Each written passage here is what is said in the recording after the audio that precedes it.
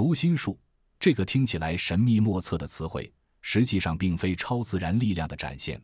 而是基于深厚心理学和人际交往技巧的一种学问。读心术并非是要窥探他人的隐私，而是一种通过细微观察和敏锐感知来理解他人的能力。它可以帮助我们建立更深厚、更真诚的人际关系，增进彼此的信任和理解。在这个复杂多变的社会中，拥有读心术的能力，无疑会为我们的生活增添一份保障。以下是我对读心术的一些理解和归纳，建议耐心听完这120条，身边是人是鬼，1秒就能读懂。它能够帮助你在以后的人生中少走弯路，避开那些可能的陷阱和欺骗，让你在人际交往中更加游刃有余，准确判断他人的意图，从而更好地保护自己。爱叽叽喳喳的往往是穷人。在生活中，我们常常会发现，那些总是爱叽叽喳喳说个不停的人，大多处于经济不太宽裕的状态。他们或许是因为生活压力大，渴望通过倾诉来排解心中的烦闷，比如在菜市场为了几毛钱争得面红耳赤后，便忍不住向旁人念叨许久；又或者是想凭借话语来引起他人关注，毕竟在物质层面缺乏优势时，言语就成了他们刷存在感的一种方式。而且他们平日里操心的多是柴米油盐这些琐碎之事，也就有了更多可以念叨的话题，自然就显得格外爱说个不停了。爱欺软怕硬的人往往是小人。爱欺软怕硬的这类人，内心其实是很怯懦的，面对比自己强大、有权威的人，他们唯唯诺诺，不敢有丝毫反抗，哪怕心里有想法也只敢憋在肚子里。可一旦碰到那些看起来好欺负、性格温和或者处于弱势地位的人，他们就立马换了一副嘴脸，极尽刁难，欺负之能事。就像在学校里，有的学生在老师面前乖得像只绵羊，可转身对低年级的弱小同学就肆意霸凌。这种靠欺负弱小来彰显自己威风的行径，恰恰暴露了他们狭隘自私、品行不佳的小人本质。通常对所有人不冷不热，少言寡语，行事不卑不亢且有主见的人，基本是有大格局者。这类人看待世界有着独特而清醒的视角，他们不会轻易被外界的情绪和琐事所左右，面对不同身份地位的人，都能保持不卑不亢的态度，不会因为对方有权有势就刻意讨好，也不会因他人平凡普通就轻视怠慢。他们少言寡语并非冷漠，而是懂得言多必失，说话前会深思熟虑，在做决策时凭借自己的主见权衡利弊，不随波逐流。比如在公司面临重大决策时，他们不会盲目跟风，而是综合考量长远发展。这种超脱于琐碎、着眼大局的行事风格，正是大格局的体现。在低微的职位上会溜须拍马、曲意逢迎、谄媚奉承的人，一旦有机会爬上去，立马就会变一副嘴脸。处于低微职位时，这类人为了能往上爬，会使出浑身解数去讨好上司，对领导的每句话都极尽奉承，不管对错都一味迎合。就像办公室里总有那么些人，时刻围着领导转，端茶倒水，阿谀夸赞，仿佛领导就是他们生活的全部重心。然而一旦他们获得晋升机会，摇身一变成了有权力的人，对待曾经的同事甚至是曾经的上级，态度就会180度大转变，变得趾高气昂，对他人呼来喝去，之前的谦卑讨好荡然无存，尽显势利的本性，让人感叹人心易变，世态炎凉。懂得示弱的人都是聪明人。懂得示弱的人深知木秀于林，风必摧之的道理，他们明白在适当的时候展现出自己的柔弱一面，并非是真的软弱，而是一种处事的智慧。比如在团队合作中，面对大家各执一词、僵持不下的情况，即使自己有很强的能力和想法，他们也不会强行出头去争辩，而是以一种稍显弱势的姿态提出建议，这样既能避免引发他人的反感和抵触，又能让大家更容易接受自己的观点，而且示弱还能让别人放松对自己的警惕，在复杂的人际关系中为自己赢得更多的发展空间，可谓是聪明之举。一直说要走的人，往往最后都没有走，真正要走的人，从来都是悄无声息。生活中常常会遇到这样的情况，有些人总是把我要走了挂在嘴边，时不时就向身边人抱怨，扬言要离开某个地方或者脱离某段关系，可实际上他们只是用这种方式来发泄情绪或者引起他人的关注与挽留，内心深处并没有真正下定决心。而那些真正决定要离开的人，他们已经默默做好了所有准备，整理好了自己的思绪和行囊，不会大张旗鼓地宣扬，就这样悄无声息地告别，不给别人添麻烦，也不想让自己的离开变成一场闹剧。他们一旦迈出那一步，便是心意已决，不会再有回头的可能。7. 特别听话的人往往是没主见的人。这类人在面对各种选择和情况时，习惯性地听从他人的意见，很少自己去思考判断。比如在一群朋友商量去哪儿吃饭时，别人说去吃火锅，他即便心里想吃炒菜，也不会提出异议，而是跟着点头附和。他们害怕自己的想法不被认可，担心提出不同意见会引发矛盾，所以更倾向于依赖别人做决定。无论是生活小事还是关乎自身发展的大事，都缺乏独立思考的能力，总是随声附和，久而久之就形成了一种没有主见的行事风格，往往容易在人生道路上迷失方向，被他人的想法牵着走。8. 人与人之间走得越近，关系越烂。人与人相处，起初因为距离产生美，相互欣赏、好奇，关系融洽，但随着交往日益密切，彼此的缺点、不足就毫无保留地暴露出来了。比如原本觉得朋友很随和，走近了却发现对方过于计较得失；原本觉得同事工作认真，深入接触后才知晓其爱搬弄是非。而且近距离相处容易产生摩擦，小到生活习惯的差异，大到价值观的分歧，这些矛盾若处理不好，就会不断累积，使得曾经美好的情谊逐渐被消磨，关系变得糟糕。所以有时候适当保持距离，反而能让彼此的关系更长久、更和谐。9. 年少得志太早太容易获得成功的人，也容易栽跟头。能扛过去并吸取教训，那成就会更大，否则就容易掉入深渊。年少时就轻易取得成功的人，往往因为缺乏足够的人生阅历和应对挫折的经验，容易变得骄傲自满，高估自己的能力。一旦遇到稍大些的困难和挫折，就可能不知所措。比如那些年少成名的童星，在鲜花和掌声中长大，习惯了顺风顺水，可当青春期形象转变，人气下滑时，有的就难以接受，开始自暴自弃，做出错误的选择，从此一蹶不振。但要是能正视挫折，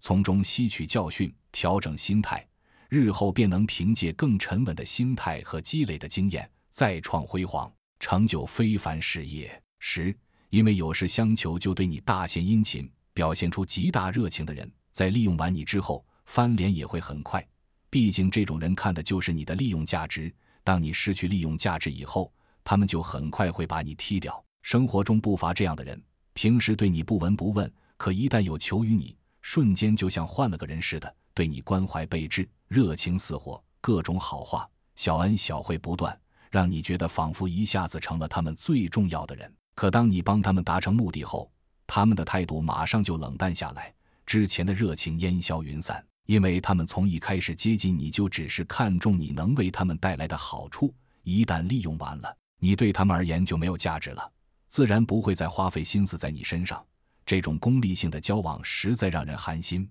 11. 感情里喜欢死缠烂打的，一般都是没怎么恋爱过的小白。在感情世界里，那些喜欢死缠烂打的人，大多是初次涉足恋爱或者恋爱经验极少的。他们不懂得感情是不能强求的道理，一旦陷入喜欢的情绪中，就满心满眼都是对方，以为只要自己坚持不懈的追求，对方终会被打动。比如在校园里，有的男生追求心仪的女生，即便女生多次委婉拒绝，他还是天天送花围堵。这种方式其实往往会给对方造成困扰，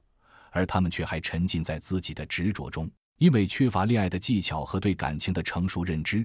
只能用这种略显幼稚的方式去表达自己的爱意。12. 酒品差的人，人品也好不到哪里去。酒常常被视为一种能让人放松、展现真实自我的媒介。那些酒品差的人，在酒精的作用下，就会暴露出本性中的不良一面。比如有的人喝了酒就开始胡言乱语，对身边的人破口大骂，甚至动手动脚，全然不顾及他人感受，也不管场合是否合适，平时可能还会有所掩饰，但酒后就将自己的暴躁、自私、无理展现得淋漓尽致。正所谓酒后吐真言，从他们酒后的行为举止，也能大致推断出其在日常生活中缺乏自控力和基本的修养，人品自然是堪忧的，很难让人信赖和与之深交。13. 坐下便抖腿的人，心性不定，眼高手低，一般都不自信。当我们观察到一个人一坐下就习惯性抖腿时，往往能从中看出些端倪。这种抖腿的行为反映出他们内心的心性不定，很难专注于一件事，做事容易3分钟热度，缺乏持之以恒的毅力。而且他们通常眼高手低，心里有着远大的抱负，可实际行动却跟不上，总是幻想能轻松获得成功，却不愿脚踏实地去努力。同时，抖腿也是一种不自信的外在表现，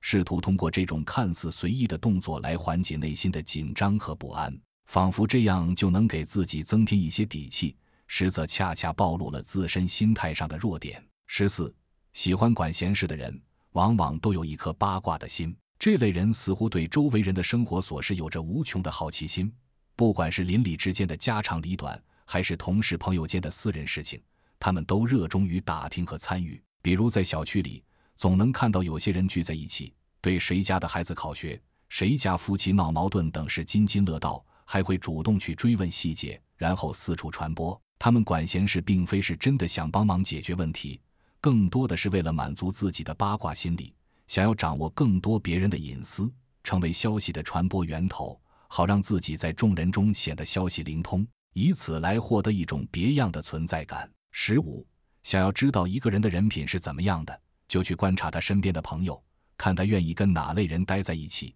从中综合起来就是他的品行。俗话说近朱者赤，近墨者黑，一个人的社交圈子往往能反映出他自身的品性。如果一个人身边的朋友大多诚实守信、善良正直，那他大概率也是有着良好品德的人，因为物以类聚，只有品行相投的人才能长久相处。反之，要是他总是和那些品行不端、爱占小便宜或者喜欢搬弄是非的人混在一起，那他自身的品德也好不到哪里去。比如在学校里，经常和爱学习、守纪律的同学一起的人，往往也更积极向上，而总和调皮捣蛋、违反校规的人结伴的，自身也容易沾染不良习性。可见朋友圈子确实是人品的一面镜子。16. 容易脱口而出脏话的人，往往会比较容易暴躁发怒，难以控制自己的情绪，很容易就被他人激起怒火。这类人较容易冲动行事。那些动不动就脱口而出脏话的人，通常缺乏基本的情绪管理能力和语言修养。在遇到一点不如意的小事时，比如在马路上被别人不小心碰了一下，或者与人意见不合时，他们就无法克制自己的情绪，脏话瞬间就从嘴里冒了出来，而且情绪会迅速升级，变得暴躁易怒，甚至可能因此和别人大打出手。他们不会冷静思考去解决问题，而是任由情绪主导自己的行为，做事冲动莽撞，不计后果。这样的性格不仅容易伤害到别人，也常常给自己带来不必要的麻烦。17. 经历过大磨难、大不幸的人，往往会变得孤独，不再轻易相信别人。当一个人经历了重大的磨难和不幸，比如亲人离世、事业破产或者遭受重大疾病折磨等，他们的内心世界会受到极大的冲击，曾经对生活的美好憧憬被打破，对人性的信任也可能随之崩塌。他们会觉得在最艰难的时刻，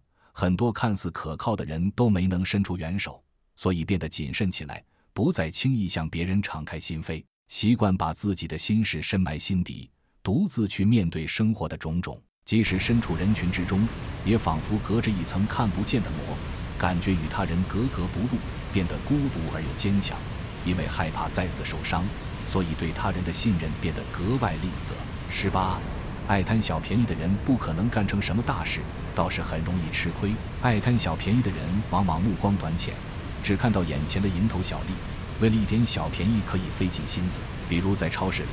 为了多拿几个免费的赠品，不惜花费大量时间去排队争抢，却忽略了更重要的事情。在与人合作时，他们也总是想着自己能多占点好处，不愿意付出。这样的心态使得别人很难愿意与之长期合作，错失很多发展的机会，而且有时候看似占了便宜，实则可能陷入更大的陷阱。比如为了贪图低价购买一些质量没保障的商品，最后反而造成更大的损失，真是得不偿失，自然难成大事。19. 发消息喜欢带表情的人，共情能力强，懂得尊重他人的感受。在网络交流中，那些发消息时喜欢带上表情的人，其实是在用一种巧妙的方式来传递自己的情感和态度。他们深知文字有时候是冰冷的，难以准确表达自己的情绪，而一个合适的表情，比如一个微笑的表情，能让对方感受到友好；一个难过的表情能传达自己的同理心。这类人在与人沟通时，会站在对方的角度去考虑，希望自己传达的信息既能清晰明了，又能让对方感受到温暖和关怀，体现出很强的共情能力，也表明他们十分在意他人的感受，注重营造良好的交流氛围。20. 越不懂感恩的人，越是无能的人。一个不懂感恩的人，往往看不到别人对自己的帮助和付出，把一切都视为理所当然。他们缺乏对他人善意的尊重和珍惜，比如别人帮他解决了工作上的难题，他不仅不会表示感谢，还觉得是别人应该做的。这种心态反映出他们内心的狭隘和自私，同时也暗示着他们自身能力的不足。因为真正有能力的人，明白在成长道路上离不开他人的扶持，会心怀感恩，并且懂得回报。而那些不懂感恩的人，往往因为自身能力有限，无法给予别人同等的帮助，所以才会忽视感恩，久而久之，也会让身边的人渐渐远离他们。21. 男人开始减肥，要么是身体真的不好，要么就是谈恋爱了。男人通常对自己的身材管理不像女人那般注重，可一旦开始减肥，背后往往有着特定的原因。一方面，如果身体出现了健康问题，比如血压高、血脂稠等，医生建议要控制体重，那他们就会为了健康着想，下定决心改变饮食习惯，增加运动量，努力减掉多余的体重。另一方面，若是陷入了恋爱，为了在心仪的女孩面前展现更好的形象，给对方留下好印象，也会开始注重自己的外在，积极减肥塑形。毕竟谁都希望以一个良好的面貌出现在爱人面前，所以恋爱往往会成为男人减肥的一大动力。22. 永远都不要跟没有执行力的人混在一起，3天打鱼2天晒网，这是没有未来的人，因为所有的成就都来自于2个字：行动。没有执行力的人总是嘴上说的好听，今天计划着要做这个项目，明天打算学那门技能，可真正到了行动的时候，却总是找各种借口拖延。比如想要学习一门外语，买了一堆教材，报了线上课程，可就是不肯每天花时间去认真学习，学了2天就丢在一边了。在工作中也是如此，接到任务后迟迟不开展，总是拖到最后期限才匆忙应付一下。而所有伟大的成就，无论是科学家的科研成果，还是企业家的商业帝国，无一不是靠日复一日的实际行动积累起来的。和这样没有执行力的人在一起，只会被他们的消极态度影响，难以迈向成功。23. 如果一个不怎么熟的人忽然找你借钱，那说明周围的人已经被他借过一遍了，或者还有一个可能是这件事非常难以启齿，根本不好意思跟熟人开口。比如他嫖娼被人抓了。当一个和你并不熟悉的人突然来找你借钱时，这背后往往有着不寻常的原因，大概率是他已经把身边熟悉的亲戚、朋友都借了个遍，实在没办法了才会向不太熟的人开口。毕竟熟人之间有着一定的人情往来和了解基础，他却舍近求远，可见其在熟人那里已经借不到钱了。还有一种比较特殊且难以启齿的情况，像他做了违反道德甚至法律的事，比如嫖娼被抓，需要交罚款，又不想让熟人知道自己的丑事，所以只能硬着头皮向不太熟的人求助。这种情况下借钱的风险是很高的，要谨慎对待。24. 话少的人要么真的很简单，要么就深不可测。话少的人有着2种截然不同的情况，一种是他们确实内心简单纯粹，没有太多复杂的想法和弯弯绕绕，觉得没必要说那么多话去解释或者表达自己，更愿意用实际行动去展现。比如在团队中，有的成员默默地做好自己的本职工作，不多言语，可工作完成得十分出色，他们就是那种简单踏实的人；而另一种话少的人，则是让人捉摸不透，他们把自己的心思隐藏得很深，旁人很难通过言语去了解他们的真实想法和意图，仿佛有着无尽的秘密，每一句话都经过深思熟虑才说出口。这种深不可测的人往往有着强大的内心世界和独特的处世之道。25. 当别人没有回复你的消息，没有给你确切的承诺，没有给你具体时间的约定，都是一种体面的拒绝，这时候就不要再追问了。在人际交往中，我们常常会遇到这样的情况，给别人发了消息，却迟迟等不到回复，或者向别人提出请求，对方既没有明确答应，也没有拒绝，更没有给出具体的时间安排。其实这就是一种委婉体面的拒绝方式呀。对方可能出于各种原因，不想直接拒绝让你难堪，所以选择用这种沉默或者模糊的态度来传达。这时候如果我们还不识趣地继续追问，只会让双方都陷入尴尬的境地，破坏原本还算和谐的关系。懂得尊重这种无声的拒绝，也是一种人际交往的智慧和修养呢。给对方留有余地，也能让自己保持一份体面，毕竟强求来的回应往往也不会是真心实意的，不如坦然接受，把精力放在更值得的人和事上。26. 骨子里越是自卑的人，往往越希望看到别人出丑。自卑的人内心深处对自己缺乏认可，总是觉得自己处处不如别人，长期处于一种自我否定的状态中。他们的内心很敏感，非常在意别人对自己的看法，又找不到合适的方式来提升自己的自信。所以当看到别人出丑，遭遇尴尬或者失败的时候，就好像找到了一种心理平衡，仿佛别人的不如意能衬托出自己还不算太差，能从别人的不幸中获得一种扭曲的满足感。比如在学校里，有的同学看到别人考试失利或者在比赛中失误，心里会暗自窃喜，其实这恰恰反映出他们内心深处深深的自卑，需要通过别人的不好来安慰自己脆弱的自尊心。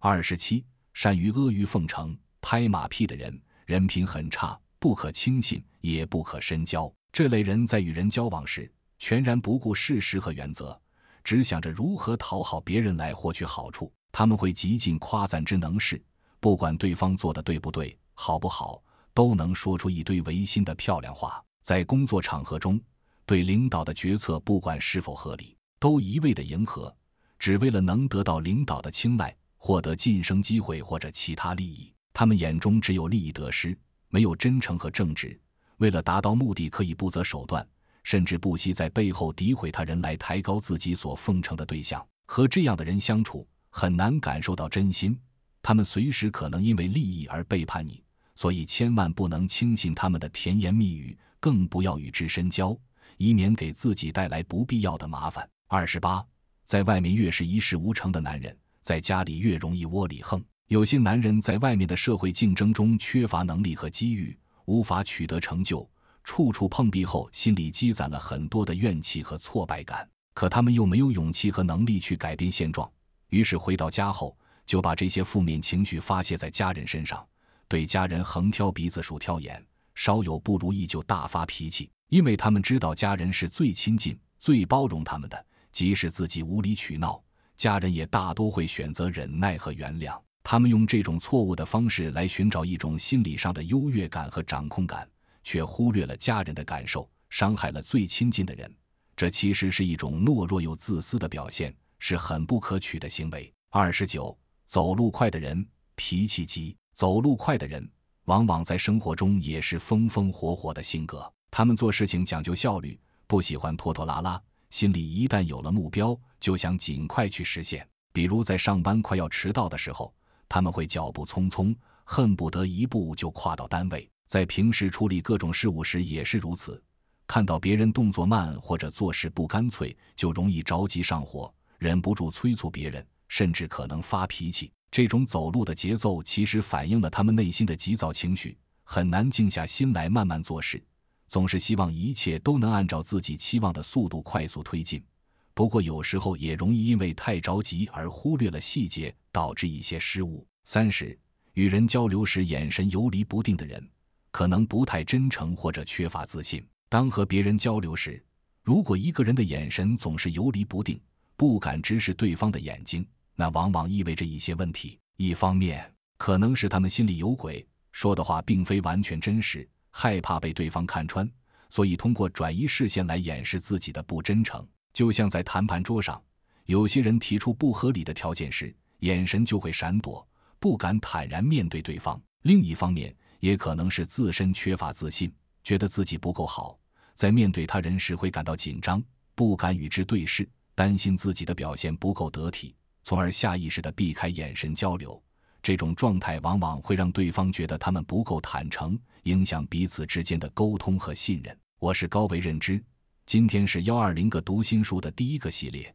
希望大家喜欢。我们已经在紧锣密鼓地制作第2个系列的30条内容。再见。